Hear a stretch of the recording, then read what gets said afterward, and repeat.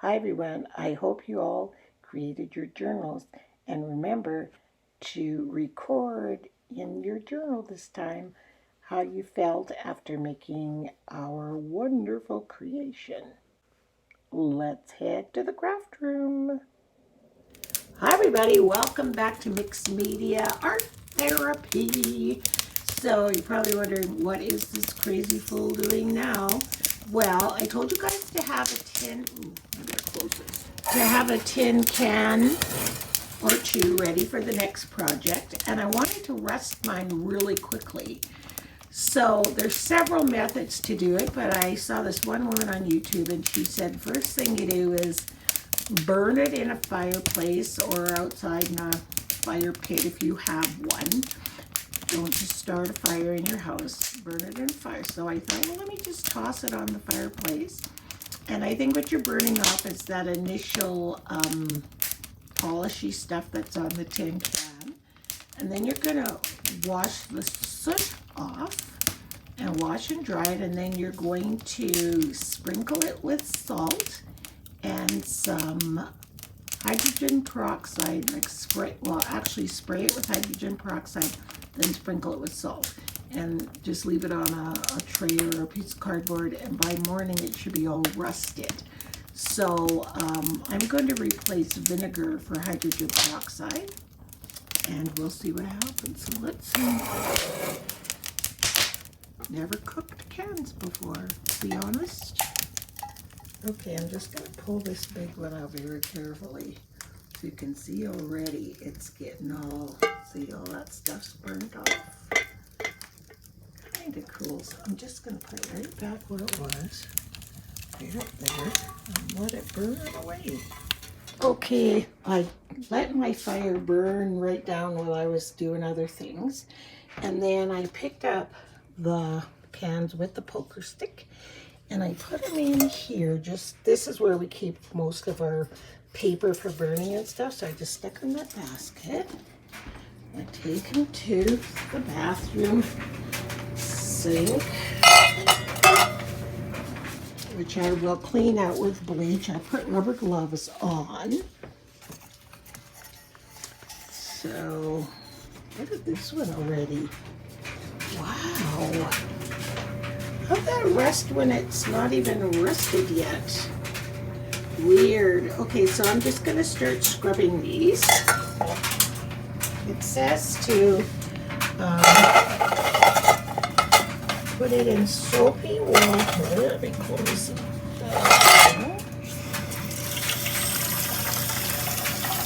I brought a brush. And this is Dawn dish soap in this container.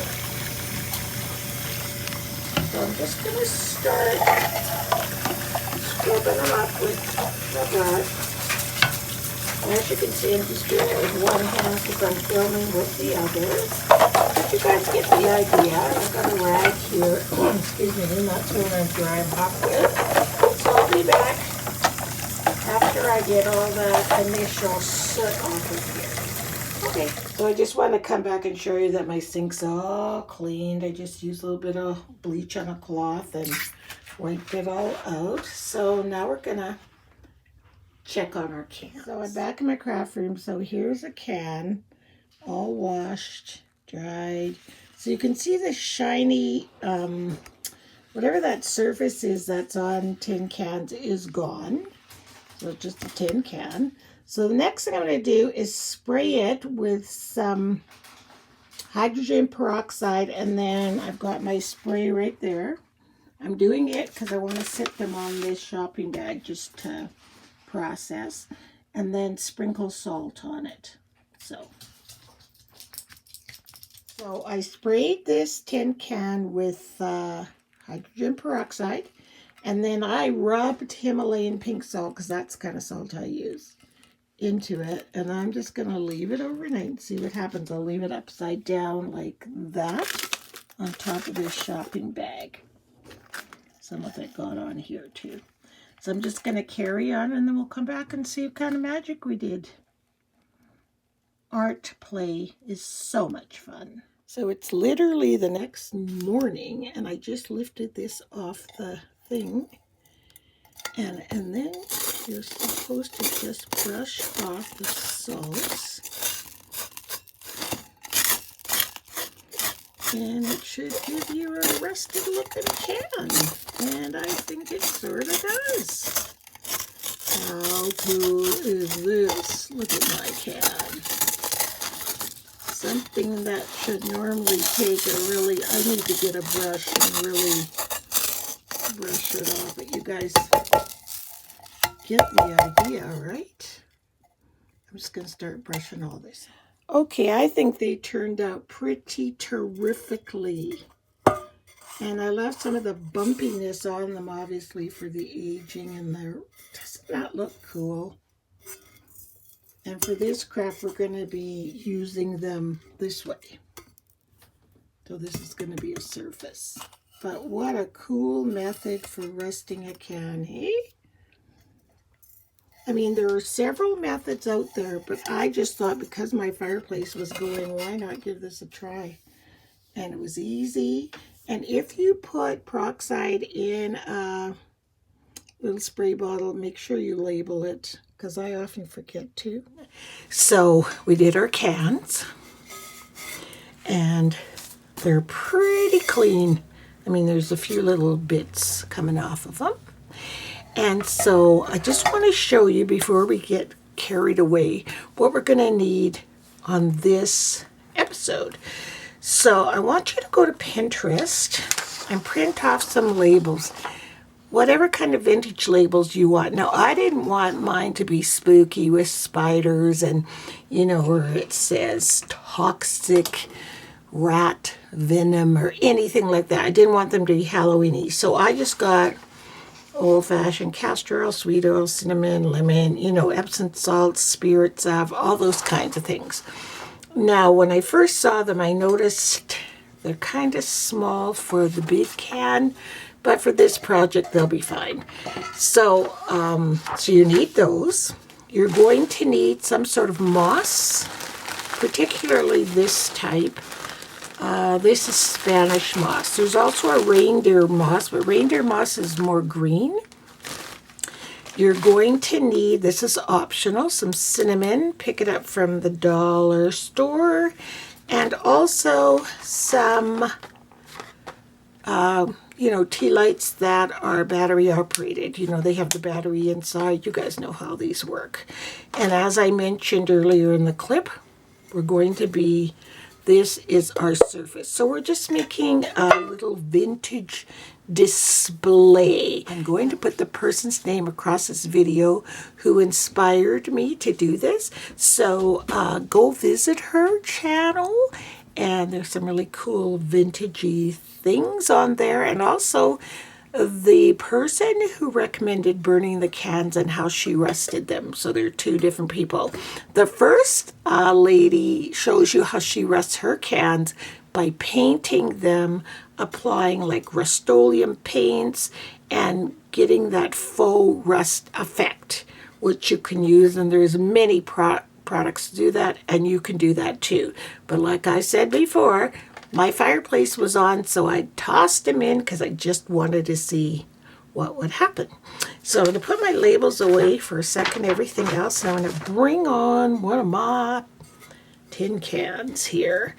And right now I'm going to focus on these parts of the can, the part that aren't so rusty, and I just want to grunge it up a little bit more.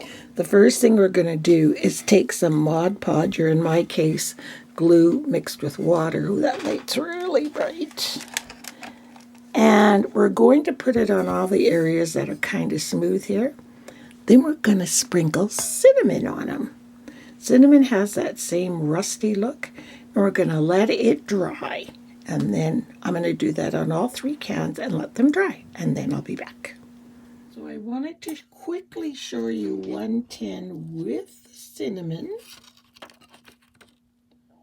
and one without. So it just adds yet some more rusty grunge onto the can. And so we really, really, really want to let these dry really, really good. And knock off the excess cinnamon, and all of this will go back into the container, and just make sure you use it for crafts only. And also, I want you to apply glue or Mod Podge to your plastic votives and cover them in cinnamon as well. So mine are drying over there. I have 3, but 4 just in case one doesn't work or something. Okay?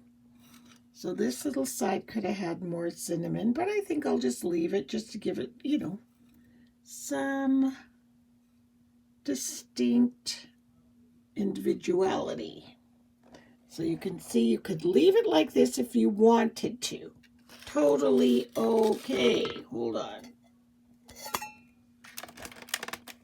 Now you see them side by side.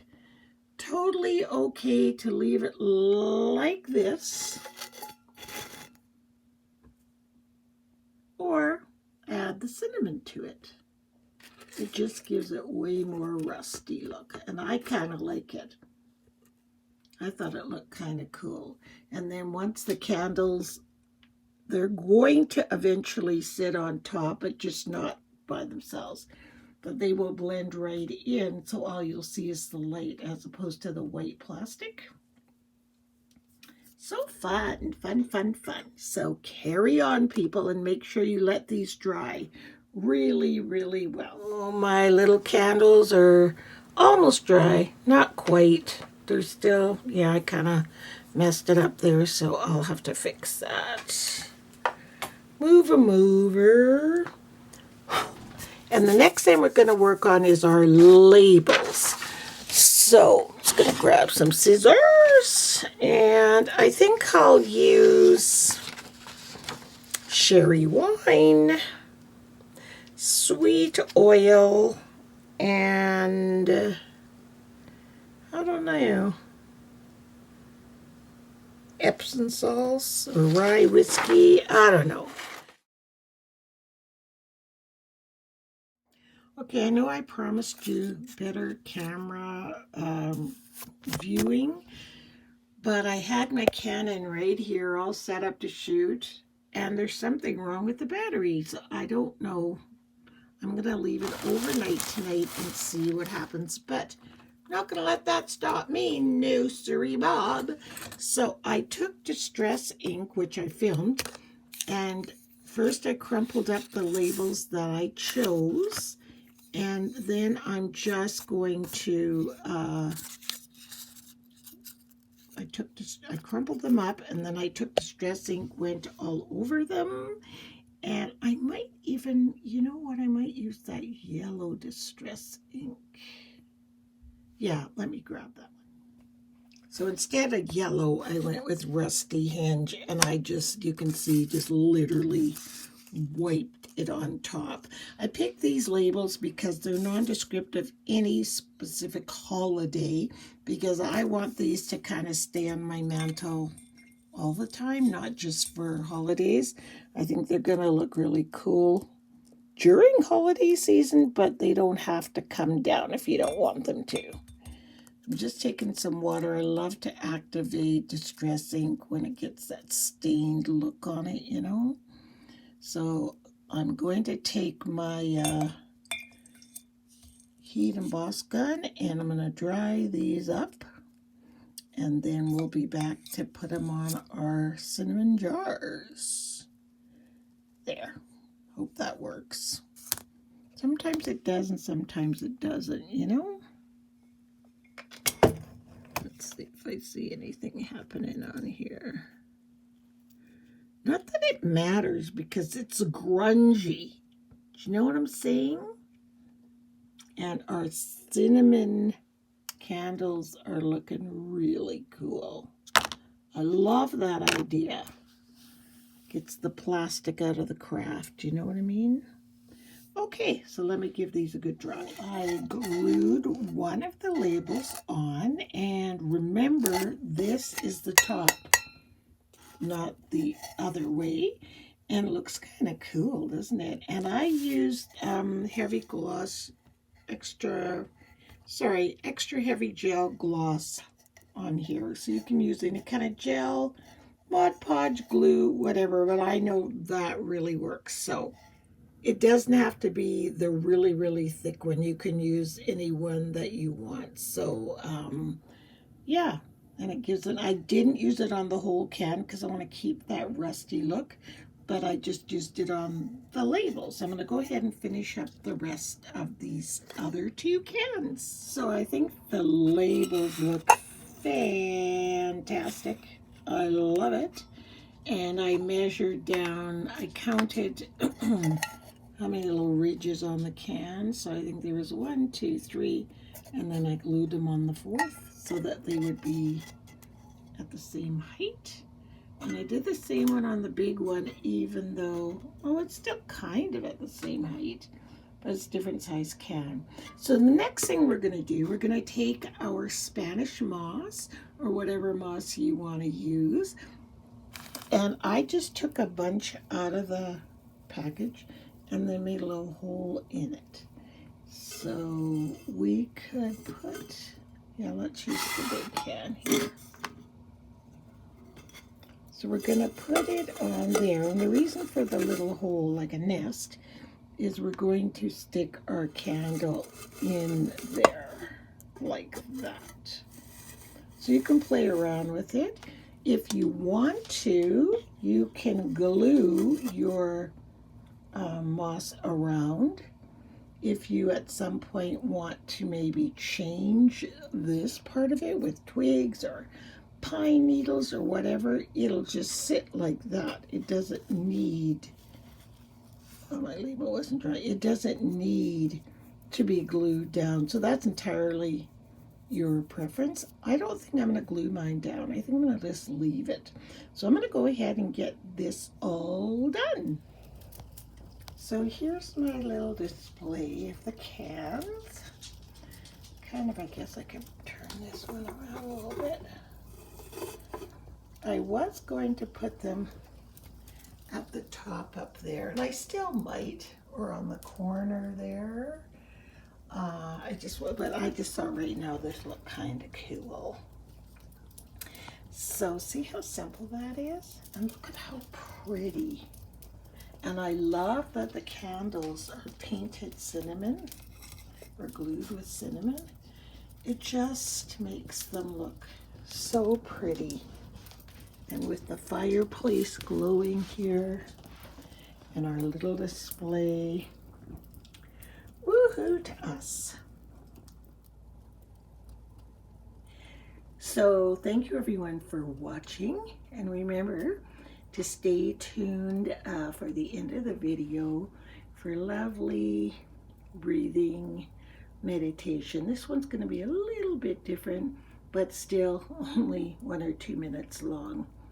And it's a guiding meditation about loving kindness, and it's one that I certainly needed today. So stay tuned, and if you're going now, thanks so much for watching, and we'll see you next time with something fun on our mixed media art therapy course. Bye.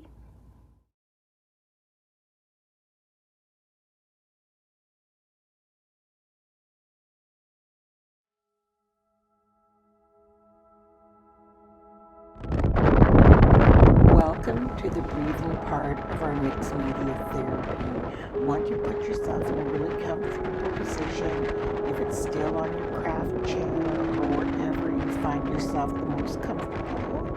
And I want you to take a deep, cleansing breath in through your nose and out through your mouth. And while you are continuing to focus on your breath, breathing in through your nose and blowing it away, and with each breath relaxing yourself, your face muscles, your shoulders, your chest, all the way down to your toes.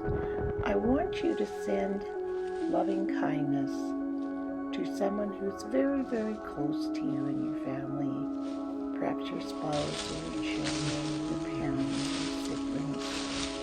Send them pure loving kindness with each breath. And now, in the next breath, I'd like you to send loving kindness to acquaintances of yours, people you may work with, your neighbor, people that you don't know that well, but still are deserving of loving kindness. Continuing to focus on your breath, in through your nose and out through your mouth. And for the last set of breathing, I would like you to send loving kindness for those or someone who you have animosity for. Someone you've had an argument with, someone that you're having trouble forgiving for something. Send them loving kindness. That is the easiest and best form of forgiveness. That is the most difficult kind of request to make, but it's a very good habit to send out peace and love to everyone. And so I'd like you to take 3 deep cleansing breaths.